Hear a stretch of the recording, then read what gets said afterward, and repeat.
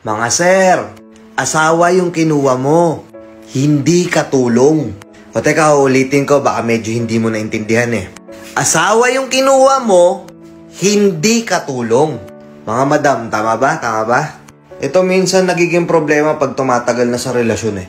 Ito minsan nagiging problema pagka tumatagal na kayo mag-asawa. Na porkit ikaw na yung nagtatrabaho, dapat wala ka nang gagawin sa bahay, higa ka na lang, papahinga ka na lang. Kahit minsan naman may natitira ka pang lakas, so hindi ka naman ganong pagod, pero wala. Higa. Cellphone. Diba? Yung mga pinagdamitan mo, saan mo na lang ilalagay? Yung mga pinagkainan mo, kahit yung pinagkapehan mo, hindi mo man lang mahugasan. Yung mga simpleng pagbawalis, di mo man lang magawa. Kahit yung mga simpleng bagay na yon gawin mo, walang problema, malaking bagay yon para mabawasan yung pagod ng asawa mo.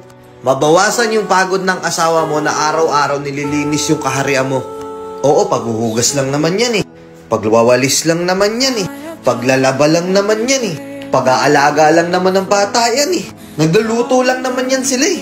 Oo, simpleng mga gawain sa bahay pero pag nagsama-sama sobrang nakakapagod yan. Hindi madaling gawin yan araw-araw na kinakaya ng mga misis natin. Na kinakaya ng mga nanay natin.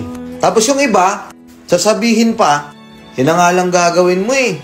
Di naman ikaw yung nagtatrabaho, di ka naman nahihirapan. Tapos ito pa masakit. Napakahirap na nga ng gawain bahay. Anong tawag sa kanila? Anong tawag dun sa mga misis na yun? Sa mga nanay na nag-aasikaso sa bahay na yun. Dahil nga hindi sila yung gumagawa ng pera, ang tawag sa kanila, palamunin. Diba? Yun yung madalas na itinatawag sa kanila ng mga taong hindi nakakaintindi. Nakakala nila porket nasa bahay ka lang, hindi ka na nahihirapan. Akala nila porket nasa bahay ka na lang, sasahod ka na lang ng pera, pakakainin ka, bubuhayin ka, akala nila okay na yun. Di nyo ba napapansin to? Madalas naririnig na natin sa kanila to. Napapagod na ako kakalaba. Napapagod na ako kakalinis ng bahay.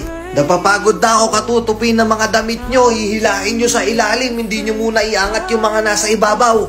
Binabaliwala lang natin yun. Katwiran natin, gawin mo na lang ulit. Ayusin mo na lang ulit. Yung mga simpleng bagay na yun, akala natin madali lang gawin. Hindi masamang tulungan sila sa mga gawaing bahay. Hindi porket lalaki ka, hindi porket ikaw yung nagtatrabaho, at hindi porket ikaw yung naglalapag ng pagkain sa lamesa, gagawin mo ng katulong yung asawa mo.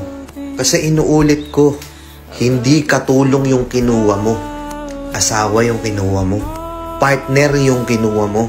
Tsaka hindi nakakabawa sa pagkalalaki yung naguhugas ka ng pinggan, nagluluto ka ng almusal, naglalaba ka pag wala ka namang ginagawa, naglilinis ka ng bahay. Nakuha mo?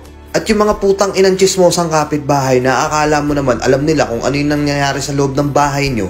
Hindi na lang itikom yung mga bunganga na akala mo naman talaga may ambag dun sa loob ng bahay nyo.